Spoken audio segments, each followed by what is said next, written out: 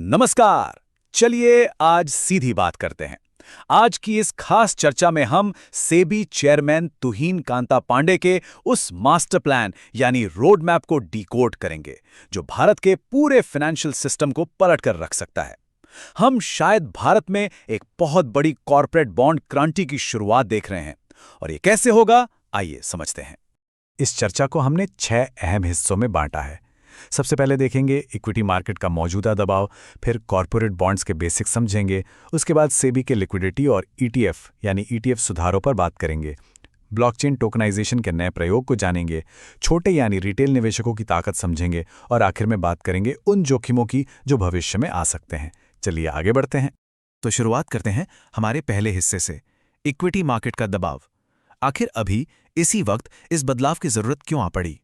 देखिए, अगर हम आज की इकोनॉमी पर नजर डालें तो स्थिति एकदम साफ है। एक तरफ हमारा जाना माना इक्विटी मार्केट है, जहां से विदेशी निवेशक लगातार अपना पैसा बाहर निकाल रहे हैं। रुपया थोड़ा कमजोर स्थिति में है और यहां तक कि भारतीय मार्केट कैप ताइवान जैसे बाजार से भी पीछे रह गया है। ऐसे मुश्किल हालात में सेबी ने एक बहुत ही स्मार्ट मूव चलाया है। उनका पूरा फोकस अब डेट यानी बॉन्ड मार्केट की तरफ शिफ्ट हो रहा है। क्यों? क्योंकि इस बाजार का आकार बहुत विशाल है, बस थोड़ा छुपा हुआ है। देश की अर्थव्यवस्था को नई रफ्तार देने के लिए अब हमें शेयर बाजार की दुनिया से थोड़ा आगे देखने की जरूरत है। अब आते हैं दूसरे हिस्से पर, कॉर्पोरेट बॉन्ड्स को समझना। आगे की जटिल बातों में जाने से पहले आइए इसकी बुनियादी बातें जान लेते हैं। एकदम आसान भाषा में समझते हैं कि कंपनियां आखिर मार्केट से पैसा उठाती कैसे हैं। सोचिए, किसी कंपनी को पैसों की जरूरत है तो उसके पास 2 ही मुख्य रास्ते होते हैं। पहला, अपनी कंपनी का एक हिस्सा बेच देना, जिसे हम शेयर या इक्विटी बेचना कहते हैं, और दूसरा रास्ता है निवेशकों से सीधा कर्ज लेना यानी बॉन्ड्स जारी करना। अब मजेदार बात यह है कि अमेरिका या यूरोप जैसे विकसित देशों में कंपनियां इसी दूसरे रास्ते यानी बॉन्ड मार्केट का खूब इस्तेमाल करती हैं। लेकिन हमारे भारत में यहां अभी भी ज्यादातर कंपनियां लोन लेने के लिए सीधे बैंकों के चक्कर काटती हैं। बस सेबी इसी पुराने सिस्टम को पूरी तरह से बदलना चाहती है। अब एक सवाल दिमाग में आना लाजमी है कि भारत में ये बॉन्ड बाजार अभी है कितना बड़ा। जरा इस नंबर पर गौर कीजिए, 59 लाख करोड़ रुपए। जी हां, आपने बिल्कुल सही सुना।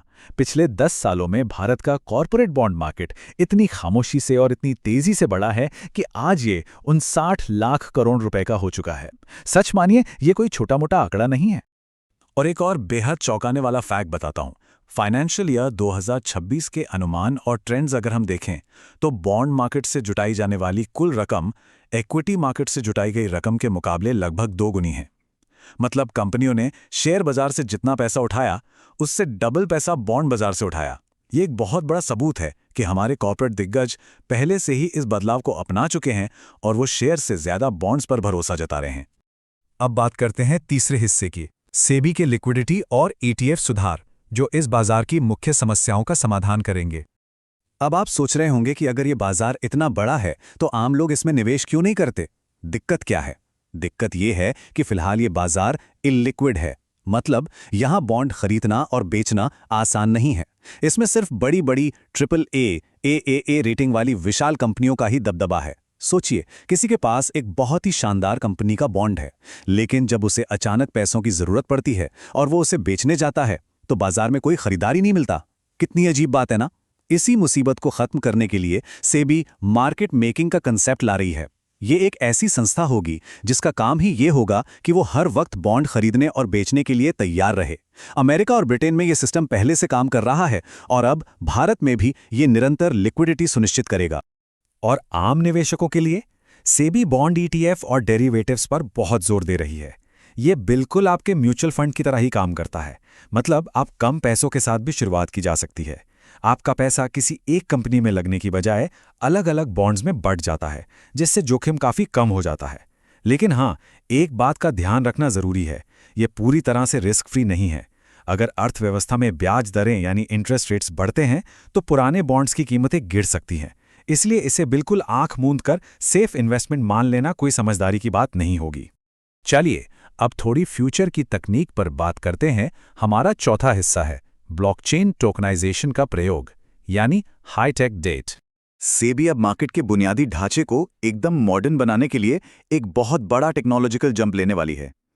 वो इस बात की गहराई से जांच कर रहे हैं कि क्या कॉर्पोरेट बॉन्ड्स को ब्लॉकचेन टेक्नोलॉजी पर डिजिटल टोकन के रूप में जारी किया जा सकता है। जेपी मॉर्गन चेस और सिंगापुर की मॉनेटरी अथॉरिटी जैसे दुनिया के बड़े नाम पहले ही ऐसा एक्सपेरिमेंट कर चुके हैं, लेकिन भारत के लिए यह सच में एक बहुत नया और बोल्ड कदम है। जरा सोचिए, अगर ये कामयाब हो गया तो बॉन्ड्स की खरीद बिक्री पलक झपकते ही हो जाएगी, सेटलमेंट तुरंत होगा और पूरे सिस्टम में एक गजब की ट्रांसपेरेंसी आ जाएगी। अब इस हाईटेक दुनिया से बाहर निकलकर असल जमीन पर आते हैं। 5वां हिस्सा है एसएमई और रिटेल निवेशकों का सशक्तिकरण, यानी बाजार का लोकतंत्रीकरण। अब जरा इस आंकड़े को देखिए, ये सच में आंखें खोलने वाला है। सिर्फ 10%। आज की तारीख में हमारे देश में मुश्किल से 10% लोगों को ही कॉर्पोरेट बॉन्ड्स के बारे में कोई जानकारी है। ये नंबर साफ चीख कर कह रहा है कि बाजार में फाइनेंशियल एजुकेशन की कितनी भारी जरूरत है। भाई, जब लोगों को पता ही नहीं होगा तो वो इस बड़ी क्रांति का हिस्सा कैसे बनेंगे? इसी अज्ञानता को दूर करने के लिए सेबी ने प्रोजेक्ट जागरूक नाम से एक पहल शुरू की है, जो पूरे देश में निवेशकों को शिक्षित करेगा।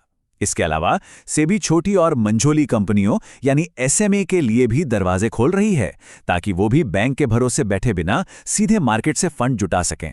और तो और, म्यूनिसिपल बॉन्ड्स के जरिए अब हमारे शहर सीधा मार्केट से पैसा उठाकर अपने यहाँ की सड़कें, पानी के प्रोजेक्ट्स और मेट्रो जैसी चीजें बना सकेंगे।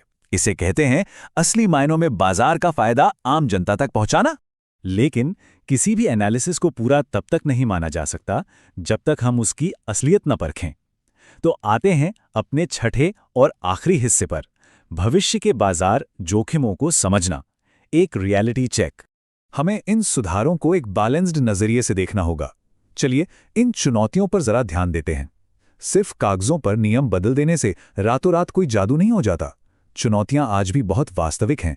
रिटेल निवेशकों की भागीदारी आज भी बहुत कम है।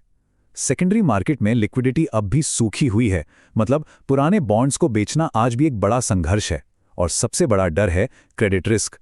अतीत में कई कंपनियों ने अपने बॉन्ड्स पर डिफॉल्ट किया है, जिससे निवेशकों का पैसा डूबा है और उस सदमे से निकलना आसान नहीं है। सेबी को बाजार की तेज ग्रोथ और इन्वेस्टर्स की सेफ्टी के बीच एक बहुत ही बारीक और सख्त संतुलन बना के चलना होगा। ये सफर बिल्कुल भी आसान नहीं होने वाला है। तो आखिर में इन सब बातों का क्या निष्कर्ष निकलता है? देखिए, भारत को अपनी महत्वाकांक्षी ग्रीन एनर्जी परियोजनाओं और लंबे समय वाले इंफ्रास्ट्रक्चर को खड़ा करने के लिए बेशुमार पैसे की जरूरत है। देश अब सिर्फ शेयर बाजार या बैंकों के भरोसे आगे नहीं बढ़ सकता। ऐसे में इस 59 लाख करोड़ के विशाल मार्केट और सेबी के इन नए ब्लॉकचेन और ईटीएफ वाले सुधारों को देखते हुए एक बहुत बड़ा सवाल हमारे सामने खड़ा होता है। क्या कॉर्पोरेट बॉन्ड मार्केट सचमुच भारत की अगली सबसे बड़ी वित्तीय क्रांति बनने जा रहा है? इस पर जरूर विचार कीजिएगा। आज की इस चर्चा में गहराई से जुड़ने के लिए आपका बहुत बहुत धन्यवाद। सीखते रहें और आगे बढ़ते रहें।